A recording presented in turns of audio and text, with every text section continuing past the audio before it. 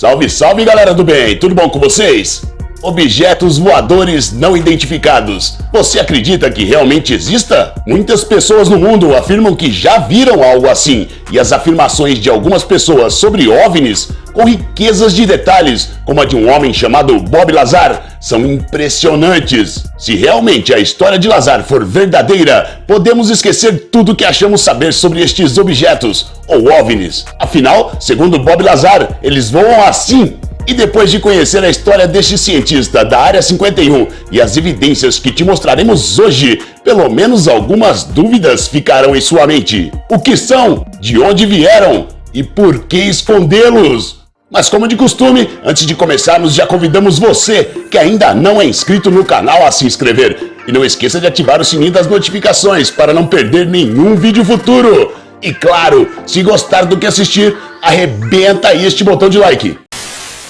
Em uma manhã de dezembro de 1988, o físico Bob Lazar chegou em uma base secreta americana no deserto de Nevada para seu primeiro dia de trabalho. A base, conhecida como S4, fazia parte do grande complexo conhecido como Área 51. E nos dias de hoje, a maioria das pessoas associam a Base 51 com conspirações alienígenas, mas esta era relativamente desconhecida do público antes que a história de Bob Lazar viesse à tona no fim dos anos 80. Mas então qual foi sua história? Bom, vamos te contar agora, e é muito estranha do princípio ao fim. De acordo com o cientista, seu primeiro dia de trabalho foi cheio de confusão e sustos. Ele relatou que quando chegou na instalação secreta, ela estava camuflada para parecer uma simples montanha característica do deserto. E então, notou uma série de portas de aços que no momento estavam fechadas. Mas logo, tudo se tornaria claro para Lazar. Depois de entrar na base, o cientista ficou literalmente desconcertado e afirma ter presenciado todo tipo de assunto relacionado com extraterrestres. Sua presença na Terra, incluso a galáxia exata de onde vieram. Segundo Bob Lazar, os trabalhos confidenciais como este são totalmente rotineiros na Área 51 e é muito difícil para alguns funcionários distinguir o real da ficção. As informações são dadas somente com a necessidade de conhecê-las e normalmente certos detalhes são mentiras propositais ditas aos funcionários para confundi-los. As histórias estranhas contadas para cada pessoa por seus superiores são exclusivas para cada indivíduo. Isto então resulta em que no momento que alguém compartilha o que ouviu, o governo saberá imediatamente quem os traiu. Claro, dependendo de quais informações foram compartilhadas. Então, estando ciente sobre isto, Bob foi totalmente cético sobre as informações, aparentemente sem sentido, com a qual estava sendo alimentado. No entanto, quando lhe mostraram o lugar onde ele trabalharia, tudo mudou. Agora então estava sendo mostrado a ele o propósito de seu emprego: engenharia reversa, uma peça recuperada de uma tecnologia incrivelmente avançada. Mas esta não era uma tecnologia qualquer. De acordo com seus superiores, o estranho objeto de metal, que consistia de uma cúpula apoiada em um cilindro em forma de cone, era o sistema de propulsão de uma aeronave pertencente a visitantes extraterrestres. Mas por que o governo americano esconderia isto do mundo? Mas até então, Bob Lazar, claro, continuava cético, mas seu ascetismo desapareceu no momento em que ele tentou tocar a cúpula. A mesma possuía uma capacidade inexplicável de repelir qualquer coisa perto dela. Da mesma forma que tentar encostar dois ímãs positivos. O objeto empurrava as mãos de Bob e não importava a força que ele fazia, não conseguia tocar a cúpula. Quando então o dispositivo foi desarmado e estando fora de ação, ele parou. Como um objeto pode criar um efeito magnético em um objeto não magnético era apenas uma das questões. Então foi relatado a Bob que o objeto era apenas um de vários dispositivos de propulsão usados em uma nave alienígena.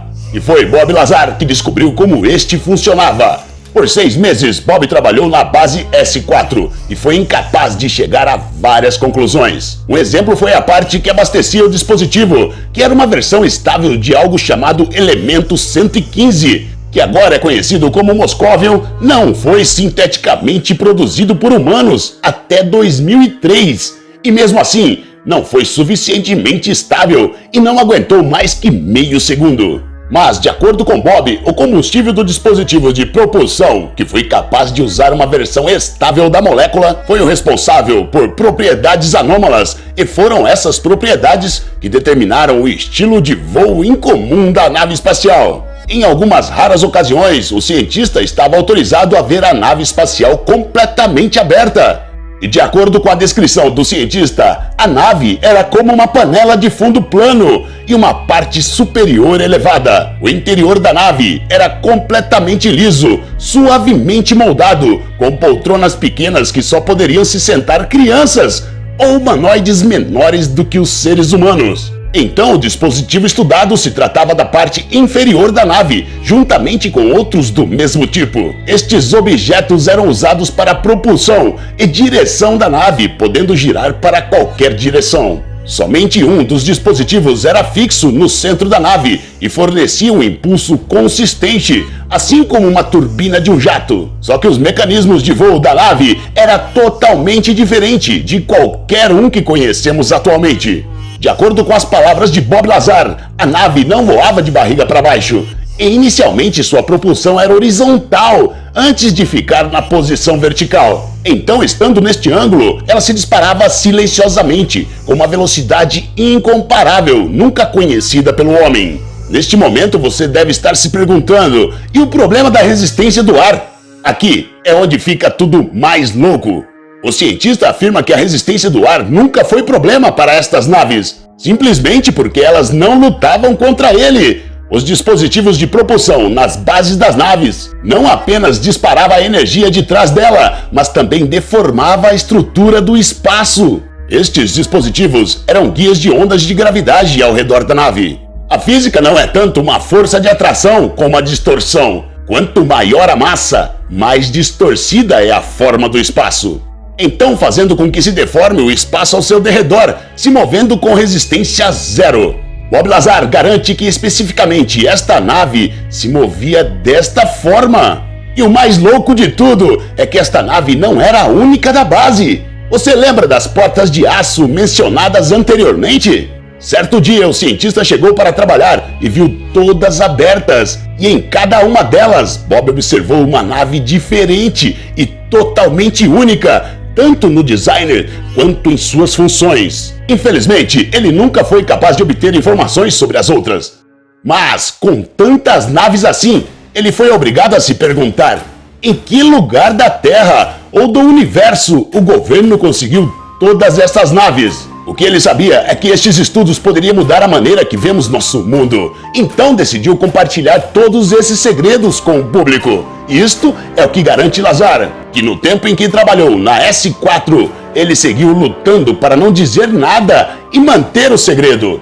Não aguentando, sua história se tornou pública em 1989, inicialmente de forma anônima, por toda a América. Isto então gerou apoio público do jornalista premiado George Knapp, que até hoje afirma acreditar na história do cientista. E depois deste primeiro circuito de revelações, Bob praticamente caiu na escuridão. Lógico, até o lançamento do documentário de Jeremy Corbell em 2018. Mas será mesmo que podemos confiar nas afirmações deste homem? Não existe uma resposta exata para esta pergunta. Depois deste vídeo, você terá que tirar suas próprias conclusões. Mas, como era de se esperar, o documentário de Bob foi o centro de críticas. Primeiramente, os cientistas que comentaram o caso de Bob declararam suas afirmações sobre o elemento 115 e disseram que, mesmo se isso fosse convertido em combustível estável, os pequenos números descritos por Bob não chegariam nem perto da quantidade necessária para distorcer o espaço e tempo, como ele havia informado. A energia requerida para nossa atual compreensão seria simplesmente astronômica. Com muitas dúvidas, Bob então foi questionado acerca de sua história e passou por testes de polígrafos. E os especialistas, acreditem ou não, afirmaram que ele estava dizendo a verdade. E claro, aqui está a questão fundamental. Se o que o cientista disse é legítimo, por que o governo não tentou impedi-lo? Se ele realmente estava vazando informações confidenciais, não iriam tentar silenciá-lo? Ou será que eles simplesmente pensaram que ninguém iria acreditar nele? Ou pior, será que tudo isso foi uma grande farsa minuciosamente elaborada?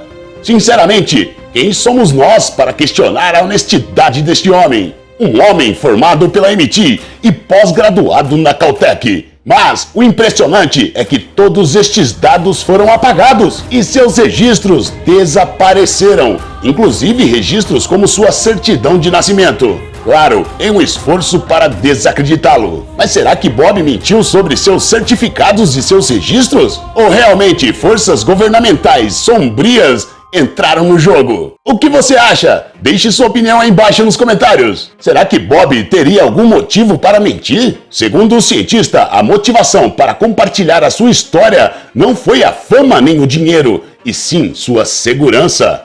Bob afirma que apenas decidiu compartilhar informações sobre sua passagem na S4, pois ele e sua esposa se tornaram vítimas de ataques e ameaças.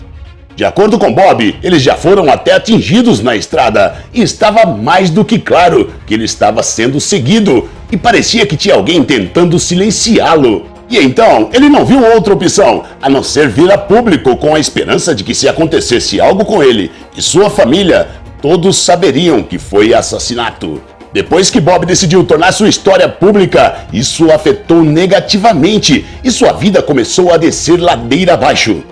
Logo em seguida, ele se divorciou e também foi preso por sair com uma prostituta. Mas sua história se manteve constante por 3 longas décadas. Uma história que, para sermos justos, é incrivelmente detalhada e mostra seu enorme conhecimento da física. Ele só não conseguiu saber a origem de tal nave, mas que ela já tinha um bom tempo na Terra, isto ele garante. E certamente, louco, Bob Lazar não é. Não faz muito tempo, uma pequena evidência foi divulgada. Por outro lado, o governo dos Estados Unidos conduziu investigações sobre OVNIs através do projeto Livro Azul nos anos 50 e 60. Mas nunca houve notícias oficiais confirmando a tecnologia alienígena, como funcionava ou qualquer especificação sobre a origem dos OVNIs. Mas agora holofortes foram novamente direcionados a Bob. Em 2017, uma organização governamental dos Estados Unidos, chamada de Programa Avançado de Identificação de Ameaças Aeroespaciais, se tornou pública. Eles operavam em segredo de 2007 a 2012 e recolheram provas substanciais sobre o fenômeno UFO, documentando incontáveis casos inexplicáveis de fenômenos aéreos. Uma coisa que sabemos, e é fato, é que se esta organização realmente agiu em segredo por anos, outras organizações também podem existir e até esconder segredos sobre tecnologias extraterrestres. Muitos teóricos afirmam que a maioria das tecnologias atuais que utilizamos hoje são de origem extraterrena. E depois que esta organização se tornou pública, diversos vídeos também se tornaram públicos, inclusive de objetos que voam da mesma maneira estranha e em altíssima velocidade. Isto não te parece familiar, Bob? Não é louco? O que você acha? Nos conte aí embaixo nos comentários. Esperamos que tenha gostado do vídeo. E por hoje é só. Até a próxima e um forte abraço. Tchau, tchau!